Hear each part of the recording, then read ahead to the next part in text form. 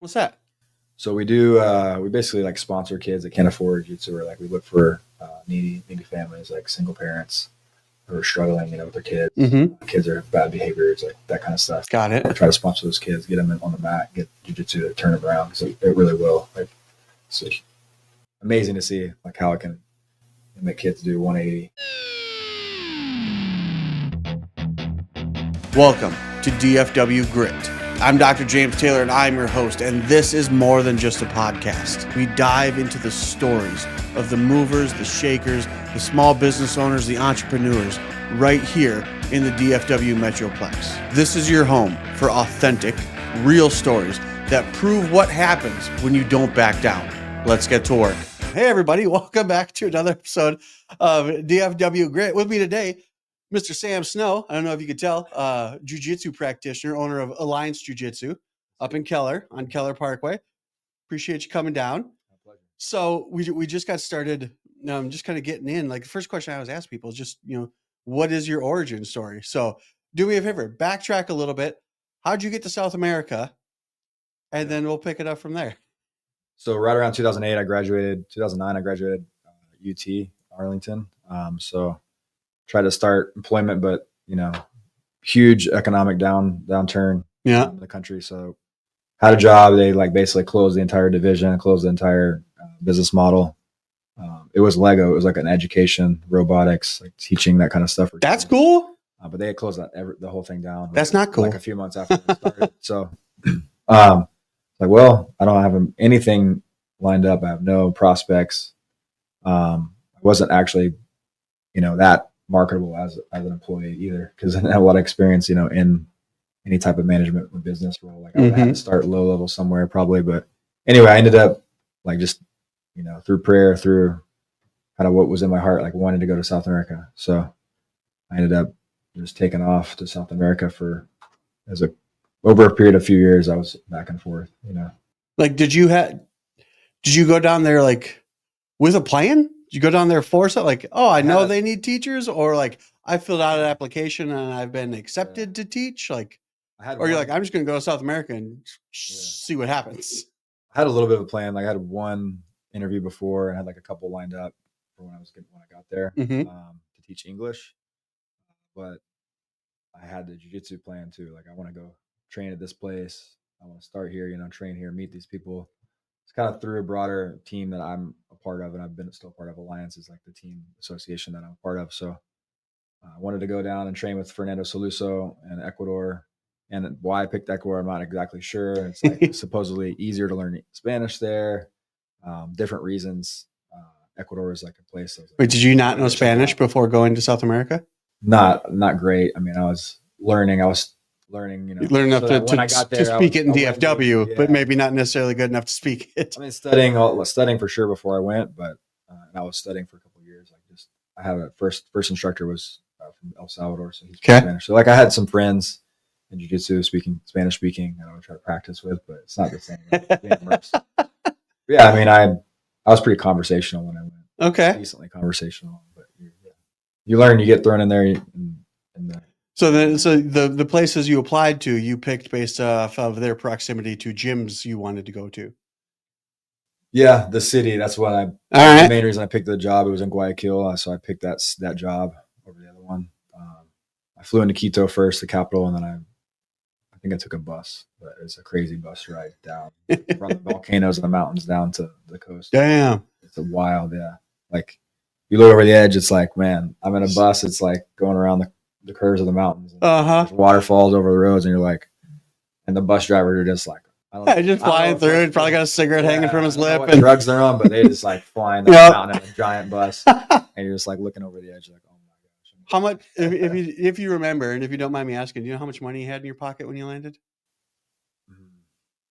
So I had like a few $100s probably. Yeah, like I was not very well off by any means, Yeah, it was about working full time through college, like before that, and then getting laid off, and I was teaching jiu-jitsu a little bit too here. Not a lot of money saved. It's funny. It's just I like these interviews because I always find parallels. And like when my wife and we came from Minnesota, and when we came down here, it was a little more than $100. We had about $2,500 in our pocket, and we knew that we were going to come down here and open up a chiropractic office. And 12 years later, apparently $2,500 was enough to start. But again, people here, not again, but we already spoke the language. I didn't. Well, I had a credit card, I had. Okay, yeah. I had some a plan B just in case. Debt a little bit, which I did, go into quite a good amount of debt. But yeah. So how long you said you were kind of there and back in total, like from the time you got down there the first time to the time you left the last time? How long were you there? Oh, I've been back, almost not up to the past few years because I have kids now, like a bunch of kids and stuff. So, but over a decade, I was back and forth. But damn! The first time I went, it was 10 months. Okay. So I overstayed my 6-month visa by 3 or 4 months. Got a slap on the wrist when I left. Oh, so is that a risky move in Ecuador?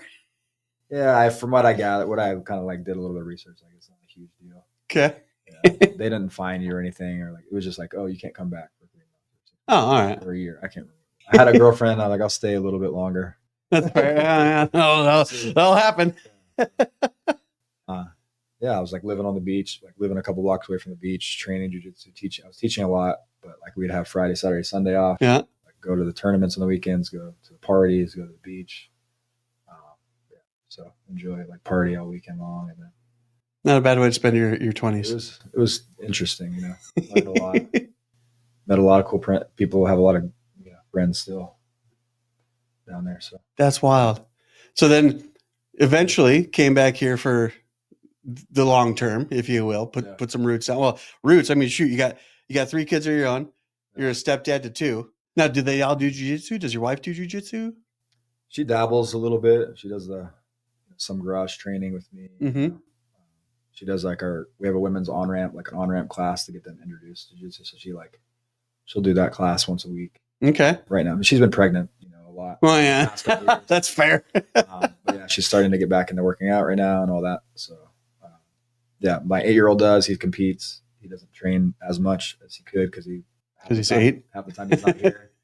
Yeah, my ex-wife. He lives with my ex-wife, so and they're kind of far away. So he's here. Does some tournaments. He's going to compete this Saturday. Actually, we have a fundraising tournament Saturday for a nonprofit we're part of. So, yeah, kids in-house tournament basically for the kids. That's cool. What's the nonprofit? The Mat Mission. Okay, what's that? So we do. We basically like sponsor kids that can't afford jiu-jitsu, or like we look for needy families, like single parents who are struggling, with their kids. Mm-hmm. Kids are bad behaviors, like that kind of stuff. Got it. I try to sponsor those kids, get them on the mat, get jiu-jitsu to turn them around. So it really will. Like, it's amazing to see like how it can make kids do 180. Oh, I can just imagine. I mean, just the discipline that's instilled in it. 2, and I mean the ass kicking. Like you're going to run across people who can quite easily whoop your ass. And that'll shape you up real quick. I remember the first time I got punched in the mouth, and I stopped lipping off so much. It's kind of paradoxical. I guess it's like a yin and yang kind of thing. It's like you get self-confidence from it. Like you become confident in yourself. Like you're learning to defend yourself. You're learning real skills. Like it's not like some katas you're learning. You're learning to like strangle fools. You're learning to beat some ass. But you're also getting your ass kicked. Like I would say besides like humility, like besides self-confidence, humility right there.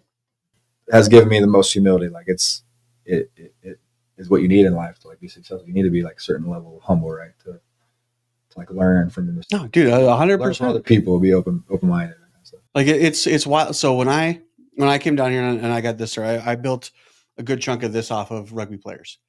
But just in networking, things like that, I got into a couple of gyms around here, and it was absolutely wild, treating these people, and they come in, and more often than not, they're all, I mean, even like you, like you're a soft-spoken guy, you're not as animated as I am, and that's not uncommon from what I've seen. And then hey, I'm having a fight, we're fighting a Billy Bob's or Gillies or something like that, and then just the switch that's flipped, and like even brought my wife once, and I mean, shoot, one of the nicest guys I know. I've had him on I'm sure you know Evan Cutts. Yeah, that guy, he's one of the nicest dudes I've ever met. Could absolutely kill you. Like it's He's a savage too. yeah, like, and like, so just the whole humility aspect is absolutely insane. Have you seen, maybe you can speak to this a little bit. There's a guy, because again, Zuckerberg's always listening to us, so he plays with our feeds. And I got some UFC stuff that pops up there. I got some jiu-jitsu stuff, dirty move of the week or whatever. And then there's this, I don't know his name off the top of my head, but I believe he wrote a book called like The Man the Moment Needs or something like that. He's a black dude with a white beard. Just ringing a bell. He's got black dark frame glasses. And a lot of his posts are dealing with, more often than not, young boys, but just anger on the mat and kind of teaching them I've seen that. how to direct it. Like it's really, there's something to be said for learning how to use the power you have, but also learning when not to use. I think that's kind of speaks to that being humble and that humility that you were talking about. Yeah, self-control is a big thing for kids. Like for my son especially struggles with that, like self-control, like regulating emotions. Mm-hmm. Jiu-jitsu has helped, like being a good tool for me to teach him, like give him those times where he's super pissed or whatever, angry, whatever it is, frustrated, and like getting him to like slowly like. And you have the ability to take control of it, but you have to practice. It has to be something you got to work on over time. And a lot of it I have to motivate with money, like whatever. It's like going through a tournament, you didn't win. He won a match and lost a match, but he was super mad in the final that he lost. Go to this tournament. If you're a good sport, you don't throw a fit. You you shake your opponent's hands, all that kind of stuff. You're not screaming and yelling. I'm gonna pay you $20. Like, it's like.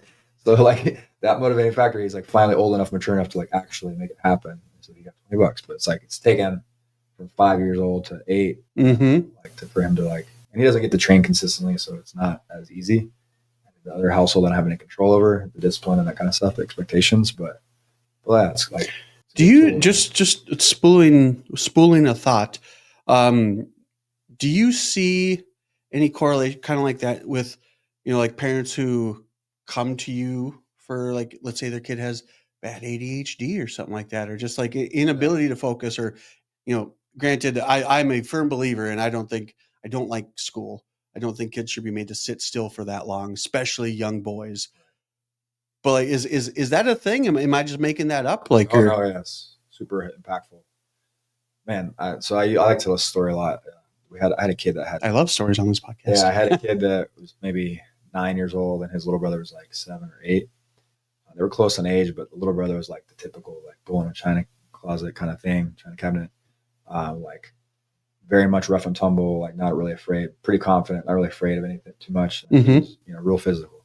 The older brother's like a little thinner, like little like very shy, but like not physical at all, like the complete polar opposite. Like you couldn't touch his shoulder and talk to him. Like he would like freak out, and like he had the barking, the ticking, all that stuff. She put them both in jiu-jitsu, right? Like, of course, right away, the little brother's just beating the older brother's butt. Yeah. But yeah, like 6 months later, they're both competing. He's like 180 degrees difference, man. It was wild. Like when I was early on in my teaching career that I saw that happen, and I was like, wow, I didn't expect it different like that. Jiu-jitsu to be able to do that, and it took my expectations like completely. Like he's touching, being physical, touching other people, touching him. I mean, they're putting their forearm on his face, trying to strangle him, trying to like hold him down, trying to throw him down. So like for him to be comfortable with that, like our initial conversation, he's in the academy, he's like, I barely touches like the back of his shoulder, like talking to him, like you would a child, and he like just barking and barely able to like, keep his eyes closed, keep the focus or anything, just like kind of that kind of thing. So just the difference, like I'm able to like crystallize now. Like I try to crystallize like the first day. Like how was this kid? How was the ADHD? Like what level? What degree was that problem? Yeah. Man, he could not keep his feet planted in the same spot for more than 3 seconds. Like he was spinning around, looking, what's over there? Right. Could not focus, could not listen, could not talk to you, could not have a conversation. Like sometimes they're that bad. And little by little, you're like, the gi's a great tool. It's just like, I can't just like grab them and pull them around, like come with me. And stay still, like hold on, look in my eyes, like it takes time, but like it's just like you're working on them. Yeah. But yeah, 6-year-olds, 5-year-olds, 6-year-olds, 7-year-olds are sometimes the ADHD is just so. I can't imagine what the home life is like. Yeah. You want to murder your child, right? Yeah. I mean, just why won't you listen? Like, why won't you sit still? Why won't you finish your dinner? Like it's insane. Now, if I could take it the other direction, and I don't know, I'm sure, I mean, all stereotypes are based on reality. How often are you met with the guy off the street who, oh, I'm a street fighter and I get angry and I see red? Like, does that happen as often as social media makes it appear? Man, I feel like we used to get that more. Yeah, I mean, I've had a good amount of it for sure. Real okay, so it's a real thing. Yeah, and then even with people that don't say that, like like I mean, I even knew when I was a teenager, I thought I could fight or whatever when I was a kid, and I even got my ass kicked in school quite often. But then you still like, whoa, like get him next time, whatever it is. Like you still don't want to believe that you. You cheap shotted me. That's the only reason you won. It's like the only way to have to have like confidence. You have to have some amount of confidence in yourself, right? Like I don't know. So you just show up some degree of like, I might win a couple of times out of 10. I don't know. Uh-huh. You think that you're gonna do something, but like it's jiu-jitsu, like within the rule set of jiu-jitsu, by even someone way smaller, someone way weaker, like they have the experience, they know what they're doing, the skill set. Like you just will never win. You'll never win this game, this specific game.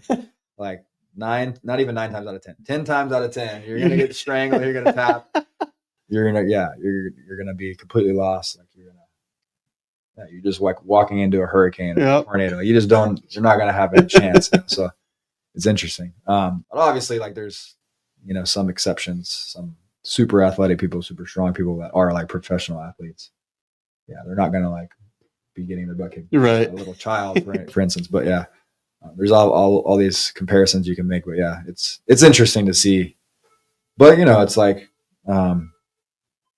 anything. You try to like have empathy, like try to like figure out what that person's here for. Mm-hmm. Like you're like clients walking through the door. I'm sure like you don't want to just like here's an adjustment real quick, right? It's probably like let me try to figure out where your pain is. Let me try to figure out what you're dealing with. So like same as jiu-jitsu instructors, like we're trying to figure out what issues are the parents dealing with that for their children. Like what problems are they trying to solve? It's like I'm also a salesman, right? It's like 100%. I got to figure out what the pain points are. I got to hit those. Like man, but this will really solve your problems. Like this really can. Obviously it's what you put into it as well, but if you're a guy that's trying to get in shape, trying to get more confident, trying to get discipline and your life on track, jiu-jitsu really can. If you put the energy into it, the community we have, like the environment, the people that you're interacting with, like the structure of the training, like the difficulty of it, like overcoming yourself, you're really battling yourself, right? So it's just a great tool. Yeah. I mean, there's definitely, I'm a strong believer in, kind of the credo, how you do anything is how you do everything. Right. And again, if you feel the need, like, man, I need to tighten my life up in one way, shape. One, the word life is fucking all encompassing, right? Nobody says I need to tighten my life up, but they just mean financially. Like it's, if that's kind of where they're sitting, it's going to be financial, it's going to be relationships, it's going to be, your physical shape. Like there are in the grand scheme of things, if you think about it, at least it seems to me, a good majority of successful people are also in somewhat, in varying degrees of decent shape, if you will. I mean, yes, there will obviously be outliers, but generally speaking, most successful people do something to care for, the skin covered meat sack we call a body, right? And there's a reason, right? It's like you want to feel better, you want to have more energy. It's like not all about vanity, right? It's like how I feel when I wake up, how much energy I have the other day, like how I want to live longer, right? Like you exercise vigorously every day, like you're going to live longer. Yeah.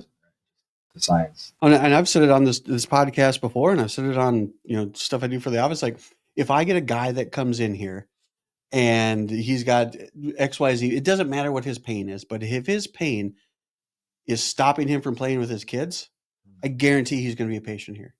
And I have no qualm saying that at all. Because one, I'm a father. Two, I love to fucking play with my kids. It's great.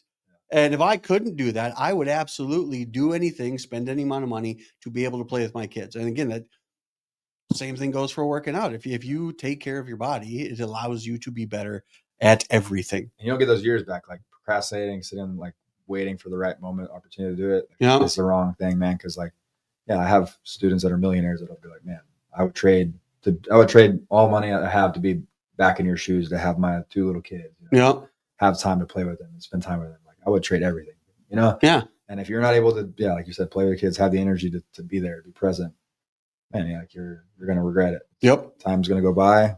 They're going to be growing older. And I know, cause like I have older kids too. I have younger ones, I have older ones. So I say 18 to 3 months. Oh my gosh, yeah. It's over, Oh, this is an adult now. I don't have the child's no longer here. As an adult. I mean, it's cool. You have hopefully a good relationship, but it's a different stage. You don't get that back. So real quick, I mean, and we kind of talk about this going into this, just all the stories you could tell. Dude, tell me about Alliance Jiu-Jitsu. Like, when did that start? We didn't even really get there, so let's get there. So my academy opened a year ago, and this is like my second time at it as being a gym owner. First time went through a divorce, had to bring on partners because I had custody battles, distance, different things to kind of overcome. So yeah, I ended up bringing partners on. Then the pandemic hit; those partners switched out. New investors, new business partners. Like we scaled up. We went to a big, huge facility. I brought a couple guys from Brazil. Great guys. Both of those guys run their own academies now. Alliance Fort Worth. It's in the town center, Alliance Town Center, and then Blackline MMA. So those guys are awesome. Shout out to Jean Petrick and Hemerson Toko. But so they run. They're great martial artists. We had nothing against the name Sam Snow, but those names sound like jiu-jitsu names. Yeah, we had. They're both Brazilian guys. Great guys. Suffered a lot, like sacrificed a lot to be here away from their families too, until they could bring their families like year or 2 years later, young kids. But yeah, like we had an investor that was not the greatest partner. So we all ended up leaving one at a time. I had built that academy, by myself basically, since like 2010, 2012 over the years. And yeah, so now we're doing it again, doing it just me this time. No partners. Have great group of instructors, great group of friends. We have like 4 or 5 black belts, teaching and training regularly, every day at the gym, every week. So yeah, it's growing. It's awesome. I love jiu-jitsu, so it's kind of like what I was meant to do, I think. What work class with kids is my passion too. So dude, I see that a lot. Again, like I said, I've inadvertently gotten myself at least on the outer, borders of the jiu-jitsu community, at least here in the mid cities. Yeah. And it's, I mean, hell, I guess this goes back to what we were talking about at the start of this thing. I would have never expected, granted I had 0 expectations, but I would never have expected just the love and the caring that all of these, or I should say, I can't speak for all of them, but a good majority of these gyms have for kids. Like it's, again, being on the outside looking in, you kind of assumed it was all, people that, want to be in the UFC, people that, want to be like, oh, I could trace my lineage to Gracie or something like that. But like just the amount of all of these gyms, again, majority, don't like speaking absolutes, that put a lot of time and attention in their kids' programs. I would have never seen coming when I first was exposed to all this. Yeah, I mean, let's be real too. It's like the business model just kind of necessitates it because there's not a lot of money to be made, right? Like it's a lot of work. Yeah, it's we love jiu-jitsu, we love martial arts, but you got as a business owner, you got the whole other side of it. You got managing staff, you got managing administratively, just trying to make enough revenue to make it worth it, right? Yeah. Time. So kids program is like, I don't know if you could do it without kids program. I know I have some friends that do without kids. I think it's a lot more lucrative, first of all, just to have a kids program. I mean, also they build up and you get great athletes, great students as adults because you start young, man, the skill levels. How young do the kids start in your gym? We start at 4 now, but my daughter that's about to be 2 in February. I'm gonna start like a 3 to 4 year old. So that's awesome. Again. So we have 3 age groups now. I'm gonna make another one, so it's gonna be 4 age groups. So we'll have 3 to 4 years old, 5 to 6, 7 to 10, and then 10 to 15, basically. So we have those age groups. And that's so cool. We'll do some of the 14 to 15 year olds will do adults too, or they'll just move into adult class. Right. I'm too old for the kids. But yeah, kids are great. And if they make that decision poorly, you let them move back down for a little bit. Yeah. Okay. and I teach, the black belts teach the kids in my academy. Like a lot of academies, it's like kids are tough. They're hard to deal with. It's not the same skill set. I'll let the females or the blue belts or whatever, not to say that females can't teach kids. Obviously they can, but like the black belt females, should be teaching, like the black belts should be teaching the kids. I think, obviously there's some exceptions, but I think you gotta value that. You can't just push that off, on students to teach the kids. A lot of times they'll turn into zoos because they're not really qualified to teach the kids. Yeah. They'll just be like a big zoo. That's why we have all the age groups. Yeah, it's more expensive. It takes more time, slots up. You got to have more staff. You got to have all this more training, more staff to accommodate. But really, like, that's the future. Like, the kids are the future, right? So, how cliche of you. Yeah. And we have like the future type of methodology. We have a whole curriculum. We have a whole methodology for Alliance for the kids. That's awesome. So, are you guys open 7 days a week? Every day but Sunday. That's fair. I've heard that's a day of rest. Yeah. I read it in a book. Yeah. My wife would probably kill me if I took the only day that they don't have anything. Are you there 6 days a week? No, I typically, some weeks I am there every single day. Sometimes I have some days where I'm able to like take some evenings off for like the last same. Hour. Yeah, I'll come home an hour early. I like let other people close sometimes, but otherwise I'm there every single day. So if someone's listening to this and they're thinking about either getting started or getting their kids into it, where do they find you? So we got Alliance Jiu-Jitsu Keller. You can just Google it if you want, or go to the website, make a scheduled trial class, free class for everybody, first time. Yeah, you basically just click on the calendar, book a class, show up. And oh yeah, dude, this is awesome. It's fun. Like, and if you made it this far, you're here because we met through the dad's group. Yeah, and kind of going back to just the networking thing that we're talking about, but like. Again, I mean, this has come a couple times in this. It's relationships, it's networking, it's things like that, and good. Yeah, dude, it's fucking wild. Just be nice to people, and good shit happens. Definitely. It was like you were saying. I don't know if it was today or podcast I was listening to of you guys.